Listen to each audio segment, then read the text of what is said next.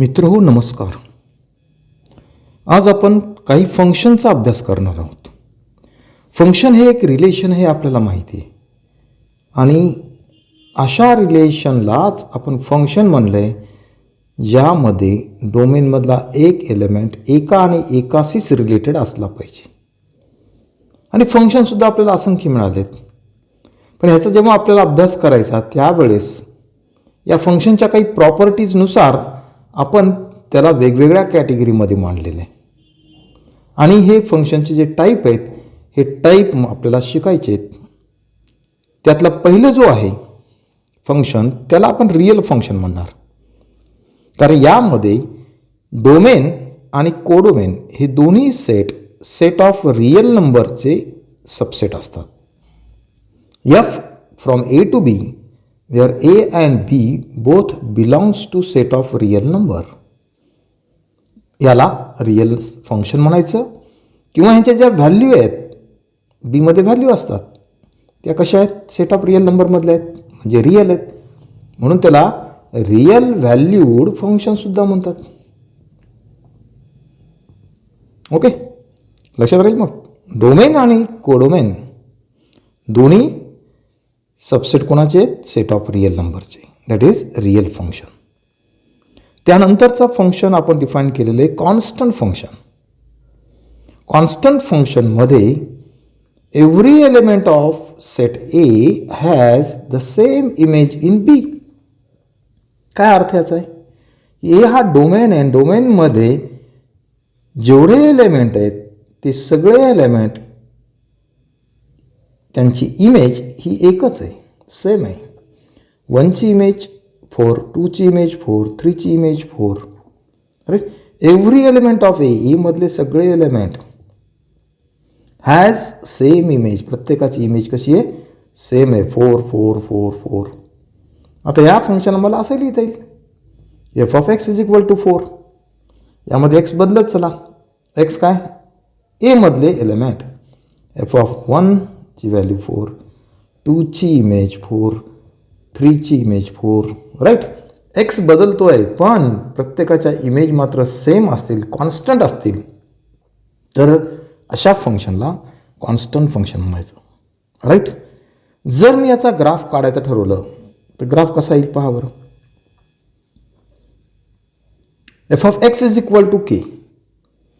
हे एक function K is any constant. Right. एक एक्झाम्पल घेऊत आपण. केची व्हॅल्यू मी 3 घेतली. काही एलिमेंट घेऊत म्हणजे ग्राफ काढता येईल. एक्सची व्हॅल्यू जर 0 घेतली मी तर एफ ऑफ 0 इज 3. एफची व्हॅल्यू -1 घेतली या ठिकाणी मी, इमेज 3. 1ची image 3. Image of -2 is also 3. Image of 2 is also 3. Right. प्रत्येक एलिमेंटची same image is equal to ax plus B. एक्सचा पॉवर मी 1 घेतला. मला म्हणायचं linear function.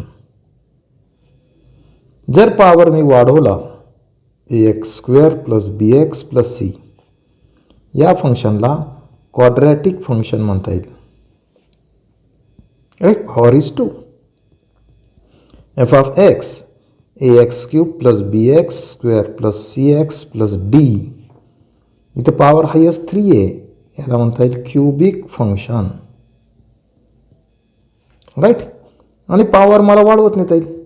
F of x is equal to a0 x to the power n plus a1 x to the power n-1 plus and so on an-1x plus an.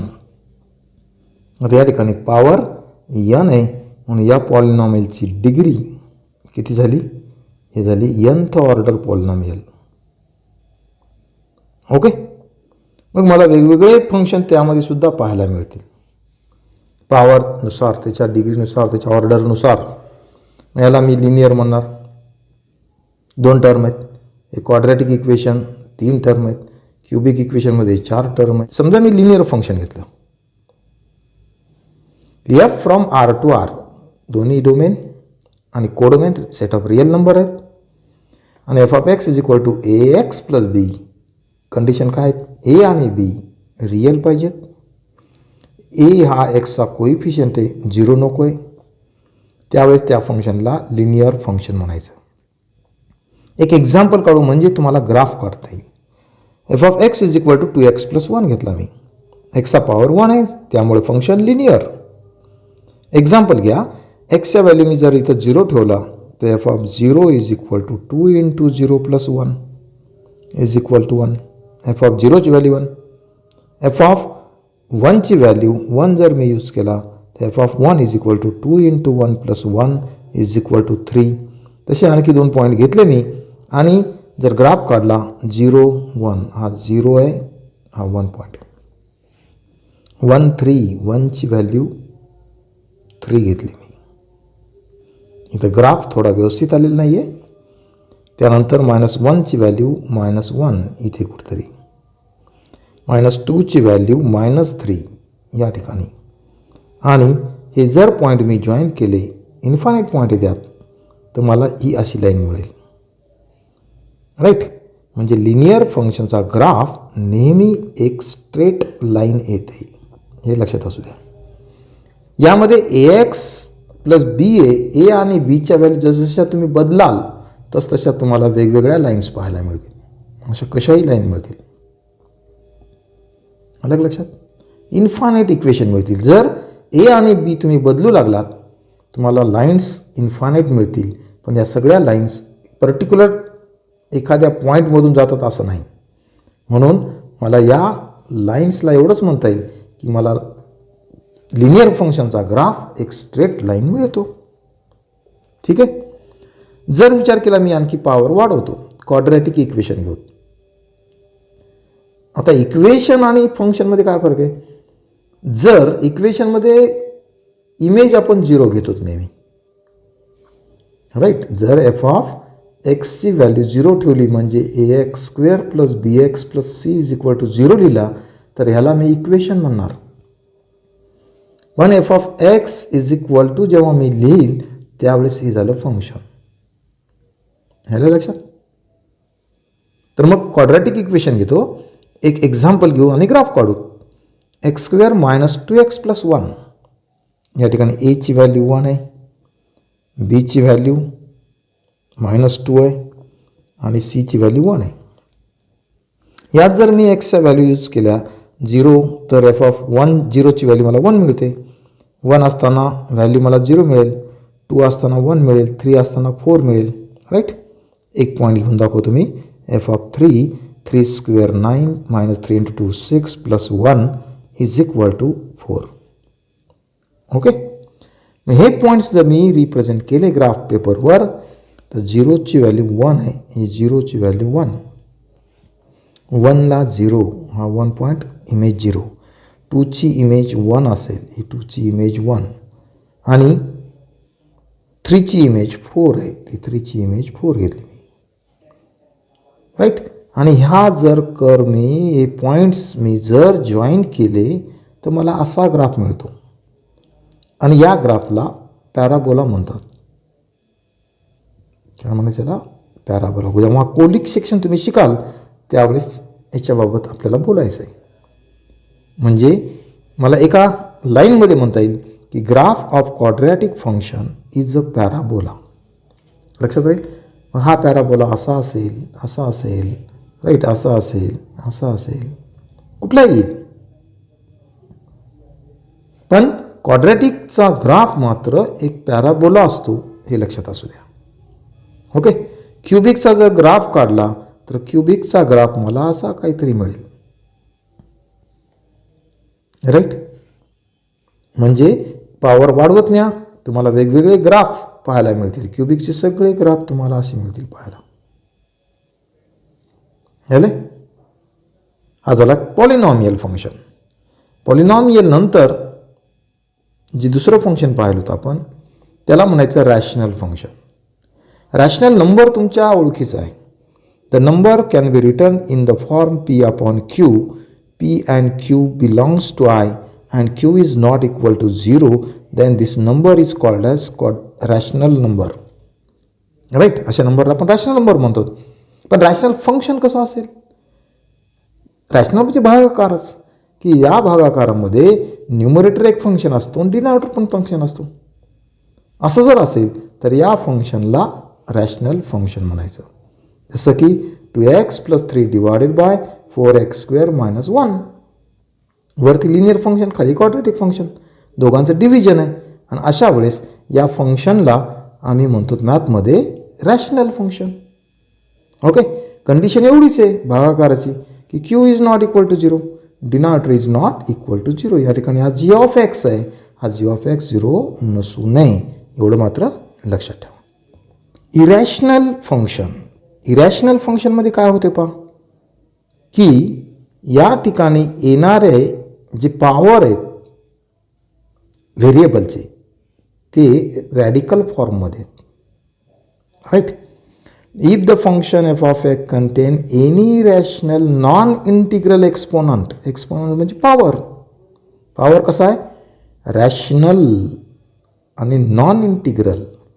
Integer नाही, हा integer 1 2 3 4 5 झाले, पण इथं non integral म्हणजे non integers 5/3 आहे ना, x⁴ 1/2, x⁴ 7/2. Right. असे जर पॉवर आले तर त्या फंक्शनला इरॅशनल फंक्शन म्हणायचं. आलं लक्षात. The function f of x contain any rational non integral exponent, such a function is called as irrational function. नंतरचं जे फंक्शन मला पाहायचे ते अल्जेब्रिक फंक्शन. काय डेफिनेशन केले की ज्या फंक्शनमध्ये अल्जेब्रिक ऑपरेशन्स आहेत, ॲडिशन, सबट्रॅक्शन, मल्टिप्लिकेशन, डिव्हिजन, अशा पॉलिनॉमियल फंक्शनला काय म्हणायचं, अल्जेब्रिक फंक्शन. राईट. की त्यामध्ये x y z असतील की 3x² - 4x + 5 आहे ना, हे जर फंक्शन आहे हे अल्जेब्रिक फंक्शन आहे. राईट. आणि इथे मी जे व्हेरिएबल वापरले ते x y t या टाईपचे वापरले.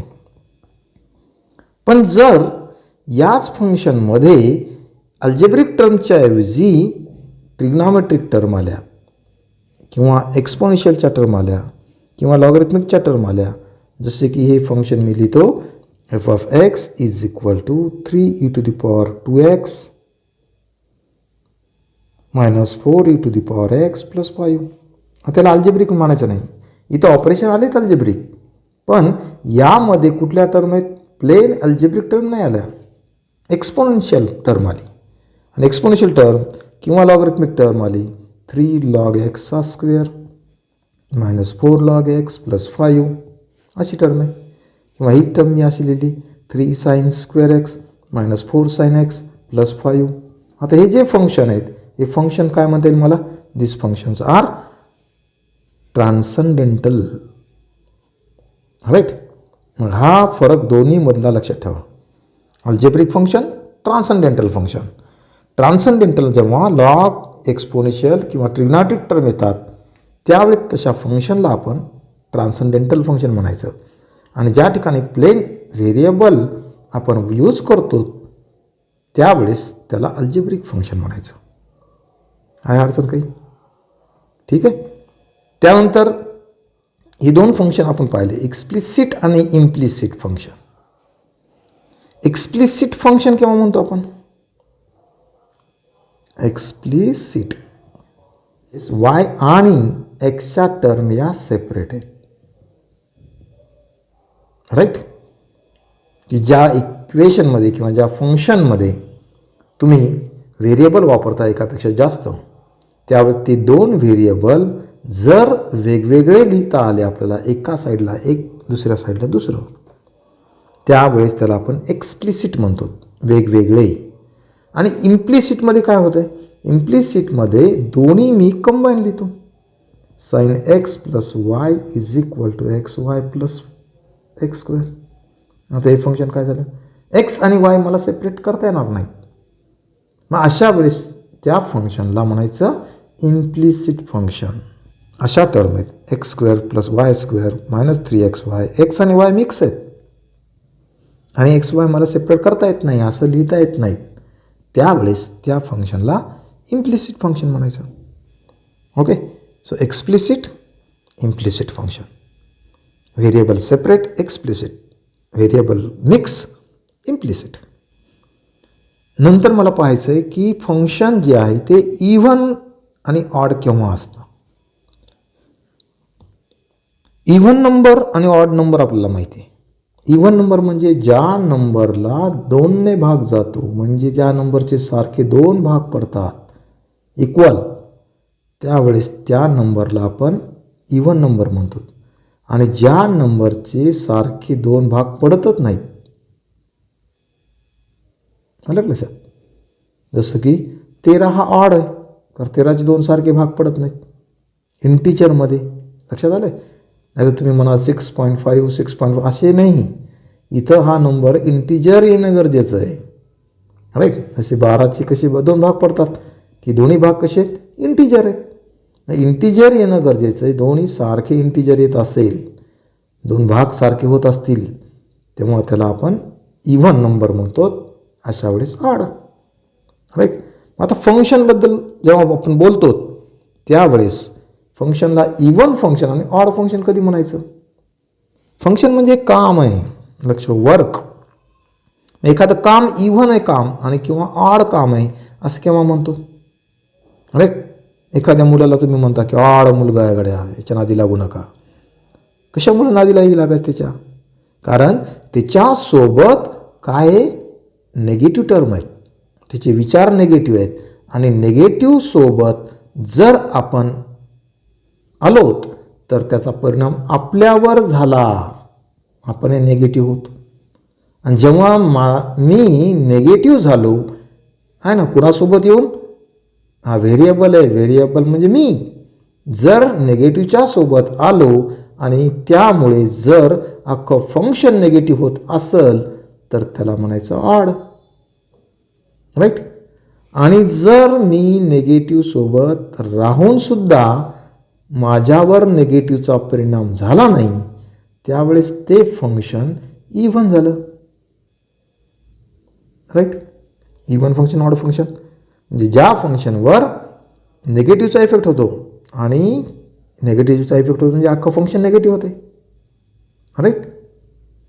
मग आता या ठिकाणी लक्षात ठेवा की इव्हन आणि ऑड लक्षात ठेवायचं असेल तर नेगेटिव्हच्या सोबत राहिलात तर नेगेटिव्ह बनायचं नाही, त्याचा इफेक्ट होऊ नये आपल्याला. मग आपल्याला काय सांगितलं जातं, त्याच्यासोबत राहू नको असं होते का. नेचरनं या व्हेरिएबलचे सारखे आहे ना, अख्ख्या जगाचे त्यानं 2 भाग केलेत, एक नेगेटिव्ह आणि एक पॉझिटिव्ह आहे, राईट. आपला स्वतःचा विचार करा बरं. आपल्या डोक्यात सुद्धा कधी कधी पॉझिटिव्ह विचार येतात, कधी कधी नेगेटिव्ह येतात.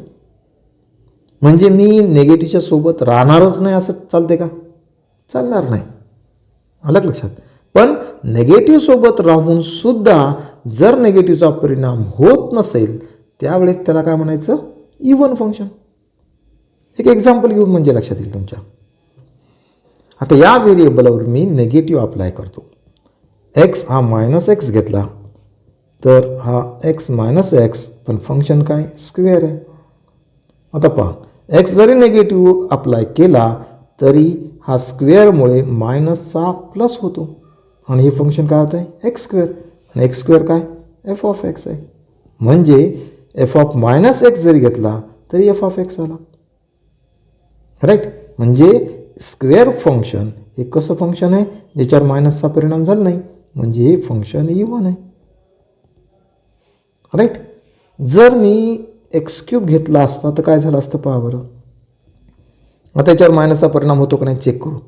एक्सला -x ठेवून द्या आणि चेक करा. मायनसचा क्यूब मायनस आणि एक्सचा क्यूब x³.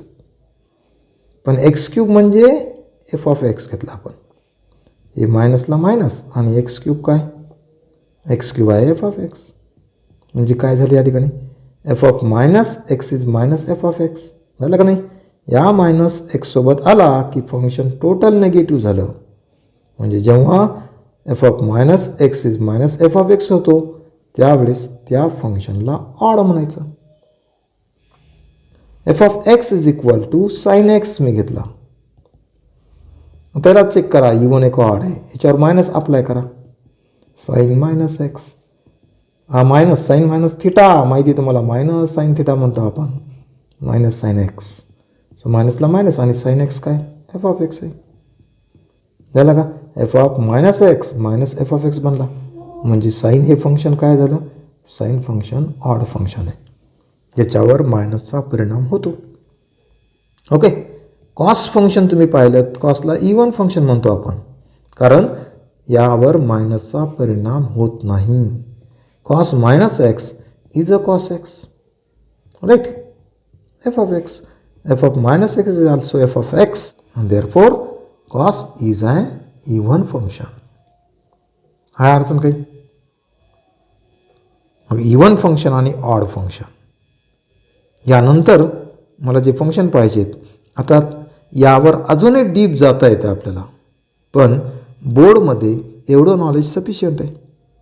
यामध्ये परत भरपूर प्रॉपर्टीज आहे त्याच्या, आणि या प्रॉपर्टीचा वापर करणं मस्ट आहे. आणि या गोष्टी माहीत असल्याशिवाय मला आहे ना जे मेन किंवा ॲडव्हान्सला फेस करता येत नाही. आपल्याला अवघड का जातं माहिती आहे, मेन किंवा ॲडव्हान्स, कारण आपण फक्त आहे ना इंट्रोडक्शन जो पार्ट आहे तेवढं पाहतो की इवन फंक्शन म्हणजे काय, ऑड फंक्शन म्हणजे काय. पण यामध्ये एखादं फंक्शन आहे ना त्याच्यावर, जसं की inverse of even function is not define, even फंक्शनचा इनव्हर्स काढता येत नाही. की एखादं फंक्शन हे नेहमीसाठी ऑड किंवा इवन आहे असं बरेचदा होत नाही, राईट. मग त्यावेळेस ते फंक्शन मिक्स फंक्शनमधून येते. त्या दोघांची ॲडिशन असते, एक ऑड असते एक इव्हन असते, आणि दोघांची ॲडिशन मला इव्हन आहे का ऑड हे सांगता येत नाही. आलं लक्षात. या सगळ्याचा डिटेल मला अभ्यास करायचा आहे, पण एकदा मी सध्या बोर्डचा सगळा सिलेबस संपवला की याचा विचार करणार आहे. याच्यावर मी सेपरेट व्हिडिओ काढणारच आहे, राईट. पण जर तुम्हाला घाई असेल, पुढे अभ्यास करायचा असेल, तर माझ्या पुस्तकामध्ये मी या सगळ्या गोष्टी लिहिल्या आहेत. हे माझं पुस्तक आहे, विद्याभारती प्रकाशन, राईट, 11वी आणि 12वीसाठी, राईट. त्यामध्ये मी मात्र टोटल जेवढ्या गोष्टी मेन्ससाठी आणि ॲडव्हान्ससाठी आहेत त्याचा उल्लेख तिथं मी केला आहे, आणि त्यावर काही एक्झाम्पलही घेतलेत, राईट. काही शॉर्टकट्स आहेत, ते शॉर्टकट्ससुद्धा मी त्यात टाकलेले आहेत. एकदा जरूर पहा. प्रकाशन आहे विद्याभारती. ओके. आहे नंतरचं फंक्शन जे आहे ते आयडेंटिटी फंक्शन. आयडेंटिटी म्हणजे ओळख, राईट. ज्याची ओळख कशी असते, स्वतःच. माझी इमेज ही माझ्यासारखी, आयडेंटिटी फंक्शन, राईट. की ए हा डोमेन जर असेल 1 2 3 4 आणि बी जर कोडोमेन असेल तर 1ची इमेज 1च, 2ची इमेज 2, 3ची इमेज 3, 4ची इमेज 4, राईट. जेव्हा तुम्ही आरशात पाहतात तुम्हाला तुमचाच चेहरा दिसतो. तुम्ही आणि तुमची इमेज एक्झॅक्ट जेव्हा सेम असते त्यावेळेस त्या फंक्शनला आयडेंटिटी फंक्शन म्हणायचं. ओके. याचं जर मी ग्राफ काढायचं ठरवलं आहे तर ग्राफ मला असा मिळेल आयडेंटिटी फंक्शनचा, की f from R to R and f of x is equal to x is called as identity function. यामध्ये एलिमेंट x आणि त्याची इमेज f of x या दोन्ही गोष्टी इक्वल असतात. फंक्शनला आयडेंटिटी फंक्शन म्हणायचं, राईट. मग 0ची इमेज 0च, 1ची इमेज 1, -1ची -1, 2ची 2, -2ची -2. ग्राफ जर काढला 0ची इमेज 0, 1ची इमेज 1, 2ची इमेज 2च, -1ची इमेज -1, -2ची इमेज -2, सगळे जॉईन करा, काय ते पहा. या ठिकाणी तुम्हाला अशी एक लाईन मिळेल. ती लाईन ओरिजिनमधून जाते आणि ही लाईन फर्स्ट आणि थर्ड क्वाड्रंटला डिवाईड करून जाते, इक्वली डिवाईड करते. इथे अँगल मला मिळतो 45चा, 45 45 90, राईट. मग आयडेंटिटीच्या फंक्शनचा ग्राफ कसा मिळतो? The graph of identity function is a line which bisect first and third quadrant. Okay. Function कुठलं होतं? Identity function. मला वाटते इथपर्यंत आज सफिशियंट आहेत. पुढचे काही फंक्शन जे आहेत आपण पुढल्या व्हिडिओमध्ये पाहू. ओके, तोपर्यंत बाय.